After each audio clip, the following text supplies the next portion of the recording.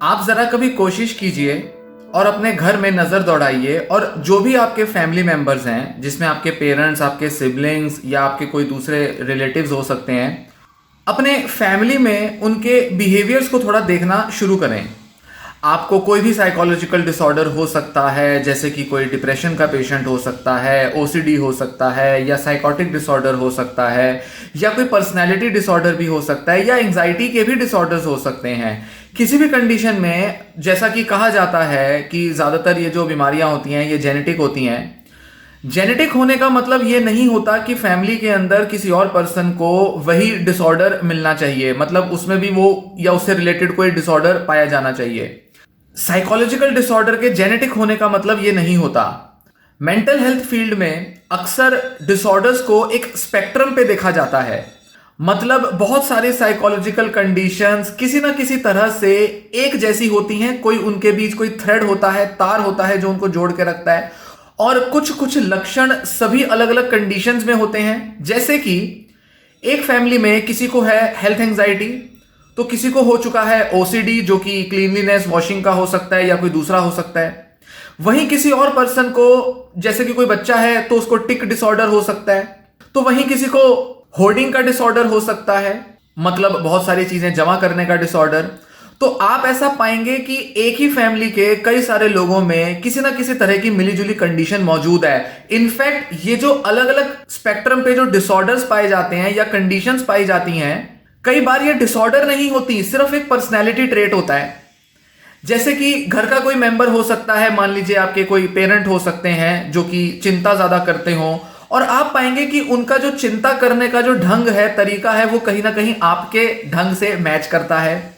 बहुत से लोग अपने साइकोलॉजिकल डिसऑर्डर को इस वजह से भी नहीं समझ पाते क्योंकि वो नहीं देख पाते कि उनके अंदर किस किस तरह के बिहेवियर्स मौजूद हैं और वो कहां से आए हैं।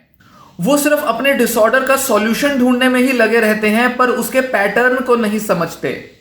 घर का कोई व्यक्ति अगर हमारे पर्सनैलिटी के मैच करता है, मतलब हो सकता है कि उसका ऑब्सेसिव नेचर हो, स्टाइल ऑफ थिंकिंग थोड़ा एंजाइटी जैसा हो, या डिप्रेसिव आउटलुक हो उसका लाइफ में, भले ही उस पर्सन को कभी डिसऑर्डर ना हुआ हो। मतलब मैं यहां दोनों कंडीशंस की बात कर रहा हूं। स्पेक्ट्रम का मतलब दोनों चीजें होता है। पहला डिसऑर्डर होगा, मिला जुला डिसऑर्डर होगा, जो कि किसी एक लेवल पर अंडरलाइन कुछ ऐसे फैक्टर्स होंगे जिसमें सिमिलैरिटीज होंगी, मैच करते होंगे डिसऑर्डर्स।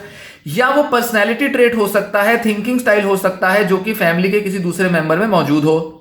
तो जब आप थोड़ा ऑब्जर्व करना शुरू करेंगे अपने फैमिली मेंबर्स को जिनमें शायद डिसऑर्डर ना भी हो कभी, आप पाएंगे कि उनका थिंकिंग स्टाइल, उनका बिहेवियरल स्टाइल कहीं ना कहीं उस स्पेक्ट्रम पर लाई करता है।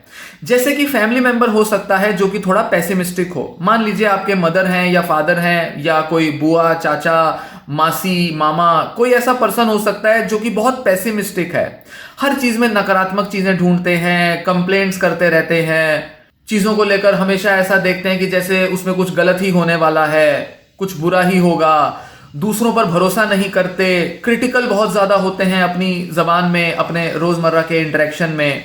कुछ भी अच्छा हो रहा हो तो उसमें कुछ कमी नुक्स ढूंढ लेते हैं। ऐसा एक पेसिमिस्टिक पर्सन अक्सर जब आपका पेरेंट होता है, इस पर्सन को शायद कभी डिप्रेशन ना हुआ हो, पर आप पाएंगे कि आपके डिप्रेशन में बहुत ज्यादा कंट्रीब्यूट करता है इनका पेसिमिज्म, या इसी टाइप का थिंकिंग स्टाइल आपका भी कहीं ना कहीं रहा है, जो वक्त के साथ शायद डिप्रेशन का या कुछ ऐसे ही डिस्थाइमिया जैसे किसी डिसऑर्डर का रूप ले चुका हो।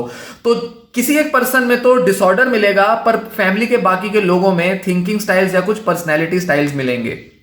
इसलिए अपने डिसऑर्डर को समझने के लिए बेटर होगा आप अपने फैमिली मेंबर्स को ध्यान से देखें, उनको ऑब्जर्व करें, समझें कि कैसे उनके भी कुछ बिहेवियर्स हैं जो ना ही सिर्फ जेनेटिकली पर एनवायरमेंटली भी, मतलब क्योंकि आप उनके साथ रहते हैं तो उनके ये जो थिंकिंग है, बिहेवियर्स हैं, ये आपके ऊपर इंपैक्ट डाल रही हैं।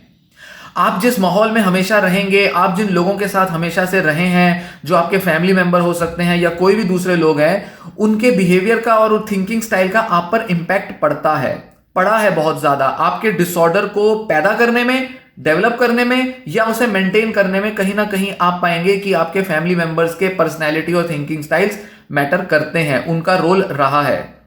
आप अपने डिसऑर्डर को बेटर तरह से समझ पाएंगे जब आप अपने और उनके बिहेवियर्स में कुछ लिंक ढूंढ पाएंगे, कुछ पैटर्न्स समझ पाएंगे। साथ ही ऐसा करने से आपको समझ में आएगा, जब आप उनके बिहेवियर्स को आइडेंटिफाई करेंगे तो उसके इंपैक्ट को खुद पर पड़ने से रोक पाएंगे। आप समझ पाएंगे कि कहां से वो पेसिमिज्म आ रहा है, कहां से वो ऑब्सेसिव थिंकिंग आ रही है, कहां से वो नेगेटिविटी, वो एंजाइटी वाली, वरी, चिंताओं वाली सोच आ रही है। घर का कोई एक व्यक्ति है जो हमेशा हेल्थ को लेकर, बीमारियों को लेकर, बीमारियों के इलाज को लेकर चिंताएं करता है। आप देखेंगे कि उनको कोई बीमारी तो नहीं पकड़ी, सिर्फ थिंकिंग थी बहुत ज्यादा नेगेटिव हेल्थ डिसीजेस को लेकर, पर आपके अंदर इलनेस एंजाइटी डिसऑर्डर हो गया, हाइपोकॉन्ड्राइसिस हो गया। अब आप सारा टाइम जो है डॉक्टरों के चक्कर काटते हो, डॉक्टरों के पास जा जाके इलाज ढूंढते हो, बार बार अपने लक्षण इधर तो किसी दूसरे डॉक्टर को बताते हो, बार बार इंटरनेट पर बैठ के या यूट्यूब पे देखकर चेक करते रहते हो।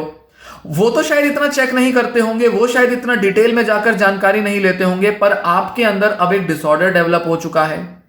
तो कहीं ना कहीं ये जो सिमिलैरिटीज हैं आप फैमिली मेंबर्स में पाओगे। इससे आप पहचान कर पाओगे डिसऑर्डर की, बेटर तरह से खुद को समझ पाओगे और अपने एनवायरनमेंट से आने वाले इस इंपैक्ट को रोकने की तरफ पहला कदम बढ़ा पाओगे। इसका मतलब ये बिल्कुल नहीं है कि आप अपने फैमिली मेंबर्स को दोष देना शुरू कर दो, उनकी कमियां निकालना शुरू कर दो, धिक्कारना शुरू कर दो उन्हें, तुम्हारी वजह से मैं बीमार हुआ, तुम्हारे कारण हुआ, तुम्हारी पर्सनैलिटी ऐसी है, सब मेरे जीन्स की वजह से हुआ है। नहीं, इसका मतलब ये नहीं कि आप घर पे लोगों से लड़ो। इसका मतलब ये है कि आप पहचानो कि आपकी बीमारी का स्वभाव कैसा है, उसका नेचर कैसा है, उसके अंदर कौन से साइकोलॉजिकल और बिहेवियरल प्रोसेसेस काम कर रहे हैं। ये करना क्यों जरूरी है? क्योंकि हमारे फैमिली मेंबर्स के जो व्यवहार होते हैं, बिहेवियर या थिंकिंग स्टाइल होते हैं, वो कहीं ना कहीं हमारे बीमारी को इन्फ्लुएंस करते हैं। कई बार हमारा इलाज थेरेपी से, दवाओं से नहीं हो पाता क्योंकि हमारे जो फैमिली के डायनामिक्स हैं, फैमिली के बाकी के लोगों के जो थिंकिंग और पर्सनैलिटी स्टाइल हैं, वो हमें पूरी तरह से हील नहीं होने देते, क्योंकि हम अनकंडीशनली, बिना क्वेश्चन किए, अनक्रिटिकली इन सब थिंकिंग्स को एडॉप्ट कर लेते हैं, उसका इंपैक्ट खुद पर महसूस करने लगते हैं। हम इससे बाहर नहीं आ पाते हैं। तो एक फर्क करना जरूरी है, एक बाउंड्री खींचना जरूरी है कि हम कितना प्रभाव अपने फैमिली मेंबर्स के चिंता और डिप्रेशन जैसे बिहेवियर्स का अपने ऊपर आने देते हैं।